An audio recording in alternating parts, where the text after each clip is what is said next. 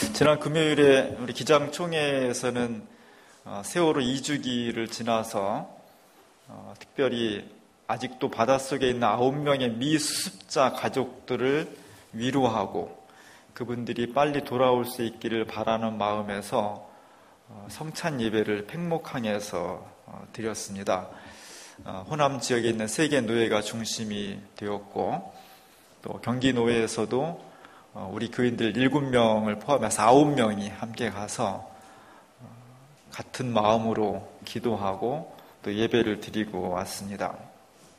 지난 2년 동안 세월호의 가족들과 이 땅에 양심 있는 사람들이 줄기차게 요청한 것은 저 사건을 잊어버리지 말자는 거였습니다.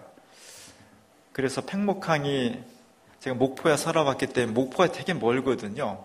근데 목포에서 진도까지 또 한참 가더라고요. 그리고 지도를 보면 진도에서도 맨 서쪽 끝에 있는 게 팽목항이에요. 그 팽목항 거의 다 가서 기억의 숲이라는 것을 조성을 했습니다. 우리가 로마의 휴일로 잘 알고 있는 오드리 헵번이라는 유명한 영화 배우의 아들이 이 세월호 소식을 듣고 한 5천만 원 정도를 기금을 내놨어요. 그리고 거기에 우리나라 사람들이 돈을 모아서 저 숲속에다가 304명을 기념하는 정말 오래 산다는 은행나무를 심었고 거기다 기념 조형물을 만들어서 희생자들의 사랑하는 마음을, 애틋한 마음들을 이름을 기록하고 그런 기억의 숲이라는 것을 한번 둘러보았습니다. 우리가 자꾸 잊어버리는데 그날의 상처와 아픔을 우리 일상 속에 자꾸 잊어버리는데 우리 사회가 잊어버리지 말자. 그 사건을 기억하면서 그 아픔과 상처를 우리 사회의 안전과 미래를 향한 더 좋은 밑거름으로 삼자라고 하는 것이 중요한 뜻이었습니다.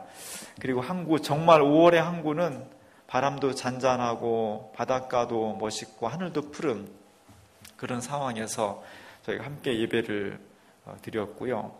총회장님 설교하시고 성찬식도 하고 그리고 맨 끝에 예배 끝난 다음에는 이 미수습자 가족들 한 5분 정도가 같이 참여해서 일일이 저희가 다 악수하고 껴안아주고 위로하고 그런 시간도 가졌습니다. 그리고 마지막으로 한 30-40명 정도가 모여서 저희가 간담회를 했어요. 그래서 유족들, 그 미수습자 가족들의 지금 심정이 어떤 것인가를, 무엇을 바라는지를 저희가 함께 들었습니다. 그분들의 요구는, 간절한 기도는 단순했어요.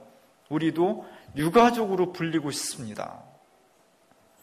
우리가 간절히 기다리는 것은 우리 자식들이 건강한 모습으로 돌아오는 거, 그거는 그냥 이미 접은 거죠. 2년이 지났으니까. 근데 아직도 그냥 실종자예요. 죽음이 확인되지 않은, 그래서 상복도 입을 수 없고 유가족으로 불릴 수도 없는 304명 중에 9명의 가족들은 그들과 또 다른 유가족이라고 불릴 수 없는 그냥 실종자의 가족이었습니다. 그래서 이분들의 기도는 우리도 유가족으로 부르고 싶다는 것이 기도의 내용이었습니다. 또 하나는 지금 304명 중에 9명을 뺀 분들은 진상규명을 요구하고 있는데 자신들은 진상규명도 요구하기가 어렵다는 거예요.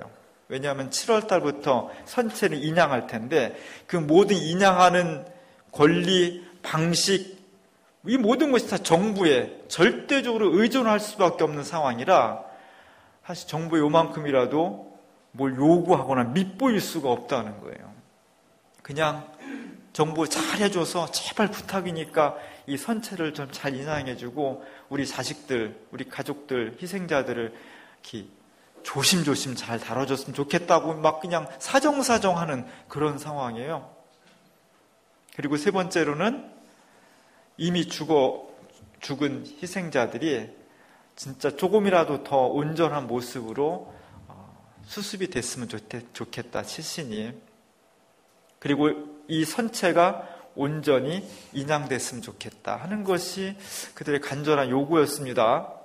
우리가 건강하게 살고 집도 좀 좋은 집 가고 우리 아이들 잘 됐으면 좋겠다. 이런 그 기도의 내용이 너무 사치스러울 정도로 이분들의 간절한 바람, 2년 동안 팽목항을 떠나지 못하고 거기서 생활하면서 직장도 그만두면서 어떤 분은 암을 좀 투병하면서 그런 모습들이 너무 안타까웠고요. 마지막으로 정말 가슴 아팠던 것은 이런 기도의 내용이 다 이루어졌다고 칩시다. 선체도 잘 인양이 됐고 다행히 시신도 유실이 덜 되어서 다 수습이 되었다고 쳤다. 그렇게 치자. 그런데 정말 두려운 것은 그리고 나서 우리가 부모로서 가족으로서 그 시신의 모습을 어떤 식으로 직접적이든 간접적이든 확인하는 절차를 거쳐야 되는데 그게 자신이 없다는 거예요. 그게 두렵다는 거예요. 이미 2년 동안 바닷속에 빠져있는 상태로 물고기들과 다 이렇게 돼서 있으니 그 모습을 어떻게 봐야 될지. 시신 한 일주일 동안만 물속에다 빠져도 흉측하거든요. 그런 어떤 고백들을 들을 때 이 아픔과 상처가 아직도 지속되고 있고 이것이 해결된다 할지라도 우리는 그냥 잊어버릴 수 있지만 유족들의 가슴과 아픔, 그 상처는 쉽게 치유되기가 어려운 것이로구나 하는 그런 것을 새삼스럽게 느끼고 돌아왔습니다. 오늘 말씀은 구약의 요엘 선지자가 하나님의 백성들 향해서 하신 말씀입니다. 요엘은 뜻으로 하면 여호와는 하나님이다 이런 뜻이에요. 이 땅의 신은 하나님이다 이런 뜻입니다.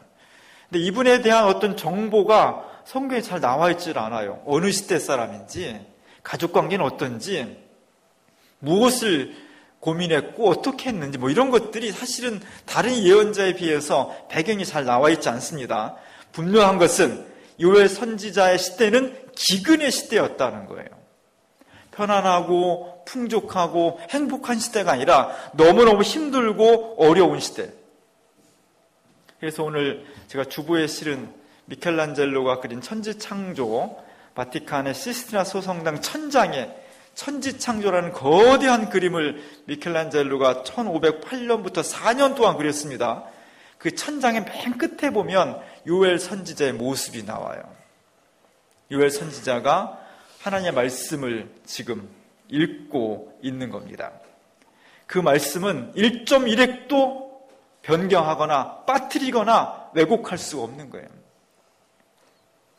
그래서 하나님이 이 기근의 시대에 어떤 말씀을 나를 통해서 선포하시는지 정말 그 말씀을 집중적으로 양 미간이 막 찌그러지고 인상을 쓰면서 그 말씀에 집중을 하는 거예요. 하나님 말씀은 이렇게 소홀히 대할 수 없는, 정말 이렇게 집중을 해서 온 삶을 집중해서 읽고 받아들여야 될 그런 생명의 말씀이라는 겁니다. 그가 들고 있는 하나님 말씀의 내용은 이 시대에 기근이 닥칠 거다. 이 시대의 기근이 잔혹할 거다. 그러나 마침내 그 기근과 절망과 죽음의 끝에는 하나님께서 새로운 생명을, 새로운 희망을, 새로운 역사를 단행할 것이라는 그런 내용의 말씀이었습니다. 요엘 선지자가 당한 기근에는 두 가지예요. 하나는 가뭄입니다. 가뭄. 우린 도시에 살죠. 도시에 살기 때문에 가뭄이 얼마나 처절한 것인가라는 것을 좀 덜 느껴요. 왜냐하면 아무리 가물어도 물 다 이렇게 모아놨다가 상수도로 공급해주기 때문에 도시에는 사람이 많아서 정부가 우선 도시 사람들을 불만이 없도록 먼저 배려를 해요. 그래서 웬만한 가뭄에는 잘 못 느껴요. 그러나 1차 산업, 농업, 축산업 이런 1차 산업을 담당하고 있는, 더군다나 2500년, 3000년 전에 상수도 하수도가 없던 이런 시대에 비라고 하는 것은 생명이에요.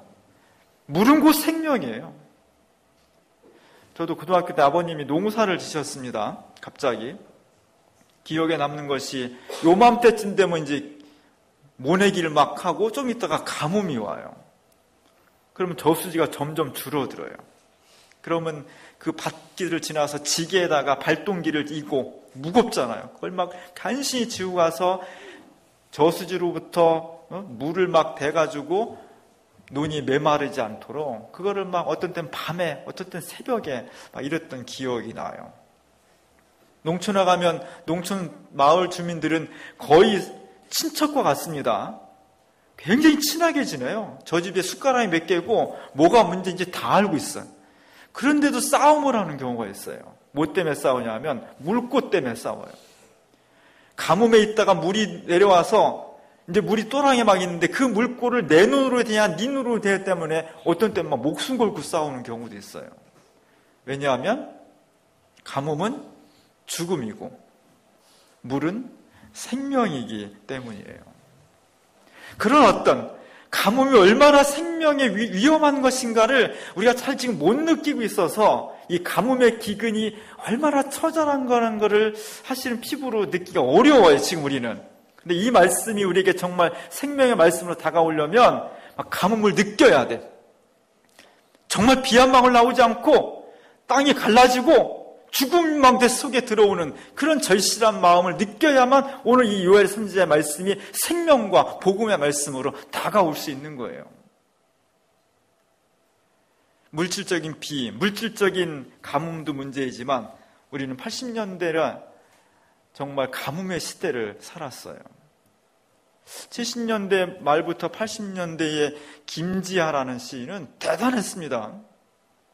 정말 어떤 시대의 아이콘이었고 시대의 자유와 저항과 민주주의를 위해서 헌신했던 그런 분이었어요. 그의 정말 작품이 걸작들이 많이 있습니다.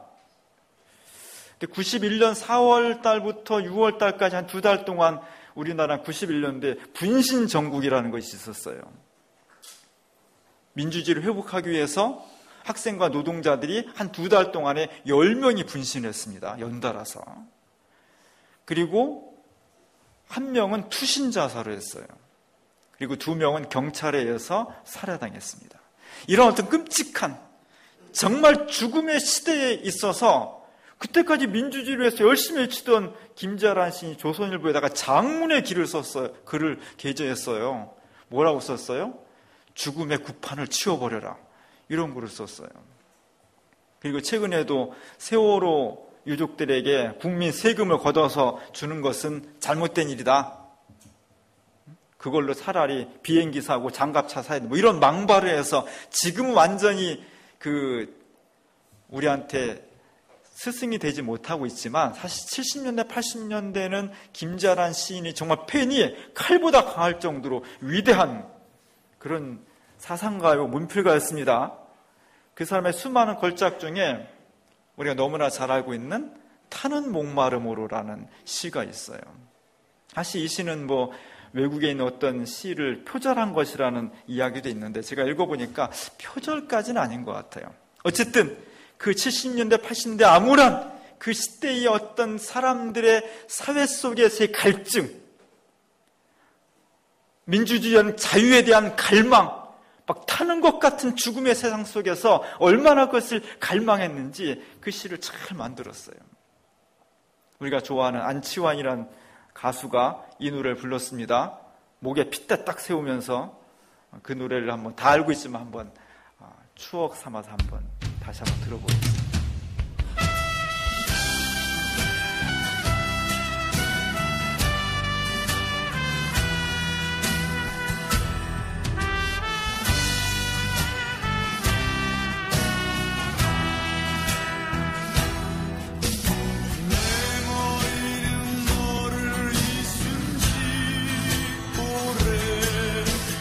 내 발길도 너를 잊은지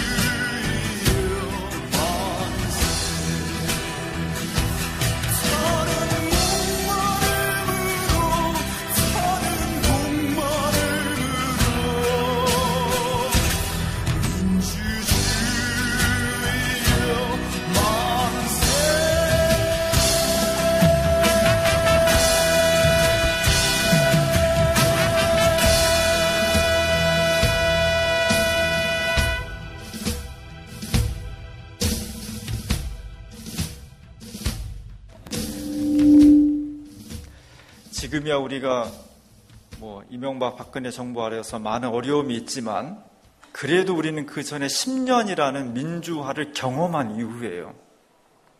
지금이 아무리 답답하고 힘들어도 민주정부가 들어서기 이전에 60년대, 70년대, 80년대까지 30년 동안 지속된 군부 독재하고는 비교할 수 없는 거예요.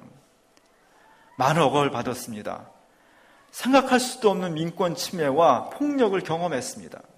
그럴수록 사람들의 가슴 속에 민주주의에 대한 열망이, 자유와 평등과 새로운 삶을, 새로운 역사를 향할 열망이 마치 호랭 가뭄 속에서 빗줄기를 기다리는 것 같은 그런 목마름과 갈증이 있었던 겁니다. 거기에 새로운 생명을 공급한 것이 사실은 36년 전에 5.18 광주 민주화 운동이었습니다. 여기 나온 사진들 하나도 연출된 거 없어요. 저거보다 더 잔인하고 더 끔찍한 사진도 많이 있습니다. 우리나라 군인들 세계에서 가장 용감한 군인들에 속해요. 그 중에서 공수부대 특전사는요, 귀신도 무서워하는 군인들이에요. 그 군인들이 우리나라 국민 시민들을 향해서 총과 칼과 몽둥이를 사정없이 휘두른 겁니다. 민주주의엔 타오르는 열망, 그 뜨거운 가슴이 있었기 때문에 우리는 군부 독재의 30년을 종식시킬 수 있었습니다. 수많은 사람이 희생이 됐고 80년대 이후에 우리가 나태해질 때마다, 우리가 그 갈증을 그냥 쉽게 참아버릴 때마다, 쉽게 현실과 타협해 버릴 때마다 타는 목마름을 다시 일깨워 주었던 것이 사실 5.18 광주 민주화 운동이었습니다. 그러면서 우리 한국 현대사는 80년 광주에 모두가 다 빚을 지고 있는 거예요. 이 목마름, 이 갈증, 이 갈망, 이런 것들이 우리의 삶 속에 있었던 겁니다. 또 하나의 기근은 이런 갈증과 가뭄, 그것만으로 끝나는 것이 아니라 그 뒤에 다시 한번 메뚜기 떼가 이 절망의 상황을 다시 훑고 지나갔다는 거예요. 메뚜기는요, 힘이 없어요. 어린아이도 잡을 수 있어요. 제가 어렸을 때 간식 이런 게 별로 없을 때 어때요? 가을에 나가면 다 들러 나가요. 뭐 잡으러? 메뚜기 잡으러. 어디다가? 강아지 풀에다가. 메뚜기 잡아가지고 쫙 빼는 거예요. 집에 가져가서 프라이팬에 튀겨 먹으면, 요즘은 고급 뷔페만 가야 저게 메뚜기 튀긴 게 나오죠. 옛날에는 저게 영양 간식이었어요. 구약 성경에도 민수기에서 이스라엘 사람들이 가나안 땅에 들어갔다가 가나안 사람들이 얼마나 기골이 장대한지 거기에 비하면 우리는 메뚜기에 불과합니다. 이렇게 나와요. 메뚜기 한 마리 힘이 없어요. 그런데 그것이 때를 이룰 때 무섭습니다. 하나도 남는 게 없는 거예요. 그래서 이스라엘 사람들이 에집트로부터 탈출하고자 할 때 이집트 바로가 계속해서 약속 어길 때 10가지 재앙을 내리는 그 중에 하나가 메뚜기 떼의 습격이었습니다. 메뚜기 떼는 무서운 거예요. 한번 훑고 지나가면 남는 게 없어요. 고대에서 아프리카나 중동 지방에 이런 메뚜기 떼, 수천만 수억 마리의 메뚜기들이 가끔 쓸고 지나가는 겁니다. 그것이 얼마나 잔인한 것인지, 그것이 얼마나 절망적인 것인지 오늘 유해 선지자가 이 시대가 기근이 그랬다는 거예요. 신기한 것은 우리나라에도 메뚜기 떼가 있었어요. 재작년에 2014년 8월 31일 뉴스를 보면 우리나라 해남 지방에 메뚜기 떼가 지나갔다는 거예요. 메뚜기가 얼마나 무서우냐 보세요. 무섭습니다, 저거. 전남 해남에 엄청난 규모의 메뚜기 떼가 난데없이 나타나서 10헥타르가 넘는 밭을 그야말로 쑥대밭으로 만들었습니다. 추수를 앞둔 농민들은 망연자실했습니다. KBC 백지훈 기자입니다. 셀 수 없을 정도로 많은 메뚜기가 농로를 뒤덮고 있습니다. 친환경 작물인 기장에 새까맣게 달라붙은 메뚜기들은 잎이며 줄기며 나달까지 닥치는 대로 갉아먹고 있습니다. 보시는 것처럼 갑작스럽게 늘어난 메뚜기 때문에 이 일대 10여 헥타르에 달하는 농경지가 피해를 보고 있습니다. 메뚜기 떼가 출몰한 것은 불과 5일 전이지만 손 쓸 수 없을 정도로 빠르게 기장과 차조, 수수 등 친환경 작물들을 먹어치우고 있습니다. 이게 지금 이 밭 같은 경우는 이거 딱 들어온 지 이틀 안 됐어요. 거의 1헥타가 이틀 안에 7치 그냥 다 날아가고. 농업기술원은 문제의 메뚜기들이 풀무치의 새끼들로 추정하고 있습니다. 지금은 2, 3cm 크기로 아직 날개가 없어 뛰어다니지만 다 자라면 5cm가 넘어 피해는 더 심각할 것으로 예상됩니다. 하지만 대규모로 갑작스럽게 늘어난 이유는 전혀 파악하지 못하고 있는 상황입니다. 도에 기술원에 가서 네. 여기 있는 그 채집에 갔고요. 네. 청해에서는 채집 일단 사진상으로 가서 메일로라든가. 해남군은 피해를 최소화하고 이동 경로를 막기 위해 긴급 방제 작업을 벌이고 있습니다. KBC 백지훈입니다. 과학기술과 화학이 발달한 지금에도 저걸 잘 못 막는다는 거예요. 2500년, 3000년 전에 아무런 장비도 없을 때 가뭄으로 간신히 견뎠는데 그걸 싹 쓸어가는 거예요, 메뚜기가. 이런 기근과 아픔이 지금 요엘 선지자의 시대에 벌어졌다는 겁니다. 여기 어떤 희망이 있을 수 있을까? 가뭄 하나만으로도 힘드는데 그것이 물질의 가뭄이든 정서적인 가뭄이든 사회적인 가뭄이든 그 뒤를 또다시 메뚜기들이 떼들이 쓸어가면서 완전히 초토화된 그런 상황을 경험하게 되었다는 겁니다. 오늘 우리도 이런 절망, 이 정도까지는 아니지만 상당한 절망의 시대를 살고 있습니다. 남북관계는 계속해서 어려워지고 있고 경제는 휘청거리고 실업자는 늘어나고 청년들이 일자리를 찾지 못하고 있고 정부의 부채는 거의 한계에 다다랐고 가계부채 늘어나고 있고 천박한 자본주의의 인간성과 따뜻한 사랑은 점점 자취를 감추고 있습니다. 이런 문제를 정말 진지하게 해결해야 될 정부는 너무너무 무능한 상태에 있는 거예요. 이런 사회일수록 정확하게 사회를 보고 정확하게 인간을 보고 정확하게 다음 세대에 눈을 띄어질 그런 시대의 스승들이 정말로 필요한 겁니다. 오늘 스승의 날이고 스승의 주일인데 좋은 선생님들이 많이 나타났으면 좋겠어요.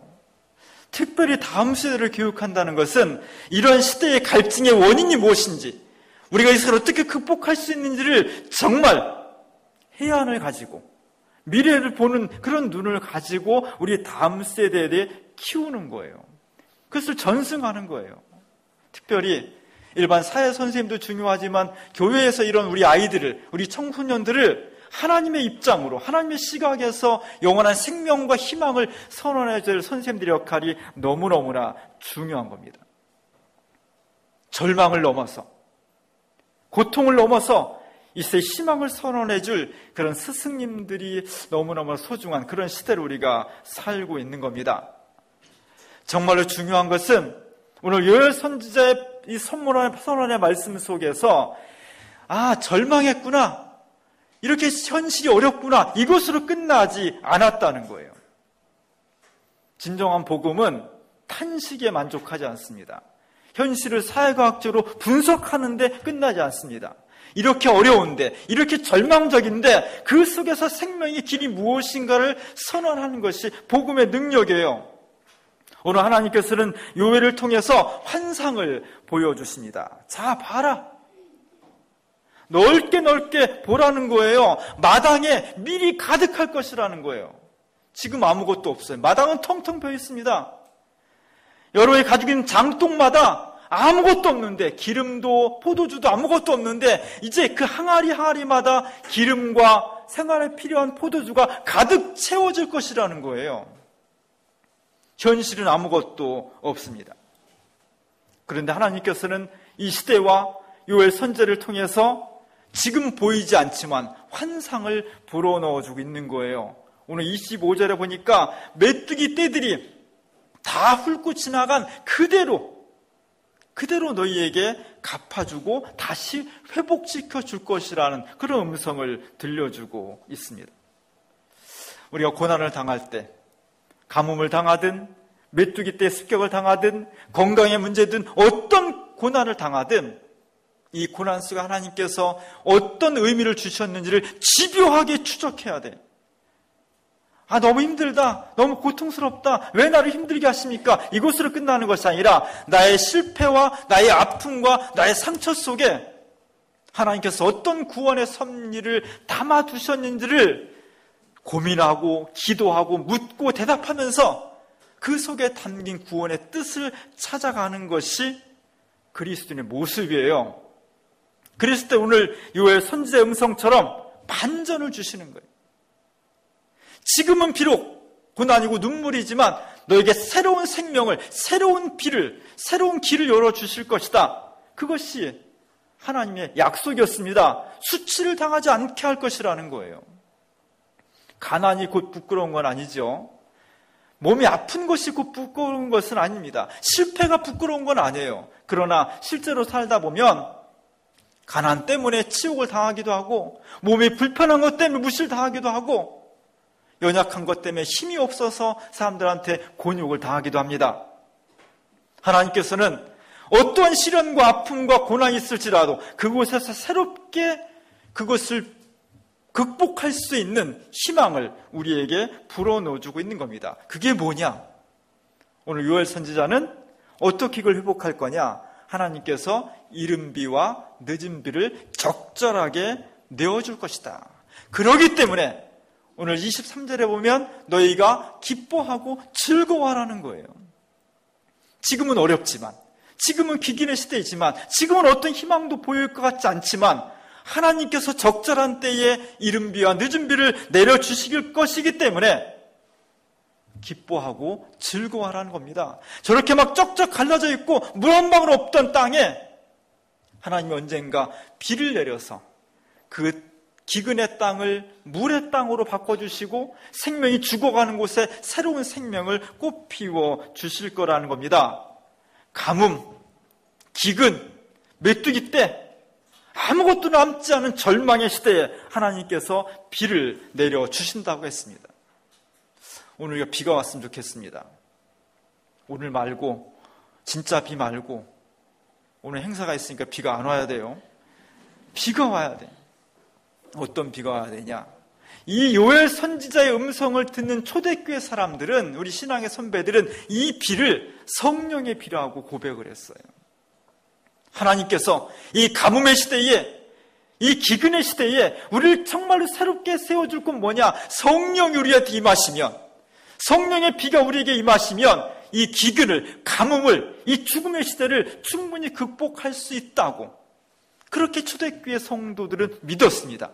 그리고 그것이 마가 요한의 다락방에서 성령 강림으로 체험된 것이고, 그것이 교회를 만들어서 2000년 동안 전 세계로 펼쳐지게 했던 거예요. 그래서 오늘 우리는 성령 감림주를 맞이해서 벅찬 감동이 있어야 돼. 너무 맹맹하면 안 돼요. 너무 무덤덤해서는 안 되는 거예요. 우리의 삶의 여러 가지 요소가 어려울수록 정말 하나님께서 성령 강림주를 통해서 내게 성령으로 임하시는구나, 빗줄기처럼 임하시는 것을 고백하고 체험할 수 있어야 돼요. 우리가 본 영화 중에 쇼생크 탈출이라는 영화가 있죠. 20년 동안 억울한 옥살이 하다가 이 사람이 그 비오고 천둥치는 날 하숙을 통해서 저 감옥을 탈출합니다. 그리고 자유를 얻었을 때 그 깜깜한 밤중에 빗줄기를 맞으면서 자유를 노래해요. 그 감동, 그 벅찬 떨림, 이것이 바로 우리가 성령 강림주를 맞이하는 우리 사람들, 우리 신앙인들의 자세여야 되는 거예요. 내가 어떤 일을 당하고 있든지 간에, 경제적인 문제든 집안의 문제든 앞으로의 문제든 질병의 문제든 어떤 것인지 내 삶을 막 고통스럽게 한다 할지라도 오늘 성령 강림주를 통해서 빛처럼 내게 다가오시는, 내게 내려주시는 성령이 내게 오시기 때문에 너무너무 고맙습니다. 2500년 전에, 3000년 전에 가뭄과 메뚜기 때 습격으로 정말 아무것도 남지 않은 그 상황에서도 하나님께서 내려주시는 비를 통해서 새로운 생명을 얻었던 것처럼, 2000년 전에 예수 그리스도의 죽음을 통해서 절망의 바닥에 있던 사람들이 성령 강림을 통해서 새로운 용기를 얻었던 것처럼 오늘 하나님께서 우리에게 성령 강림주의를 통해서 성령의 비를 내려주시는 겁니다. 손을 들고 마음을 열고 눈을 들어서 하나님이 내려주시는 성령을 기쁨으로 받아들이시 바랍니다. 기뻐하고 즐거워하시 바랍니다. 그것에 새로운 성령의 역사가 있고 우리가 기근을 지나 새로운 풍요와 행복을 열어갈 수 있는 열쇠가 바로 그 속에 있는 것입니다. 오늘 성령 강림주일, 개인의 삶이든 역사의 삶이든 정신적인 것이든 물질적인 것이든 한없는 기근 속에서 허덕이는 이 시대에 성령 강림을 통해서 새로운 인생, 새로운 역사를 활짝 펼쳐나갈 수 있는 그 성령을 기쁨으로 감사함으로 영접할 수 있는 우리 모두가 될 수 있기를 주님의 이름으로 간절히 축원합니다.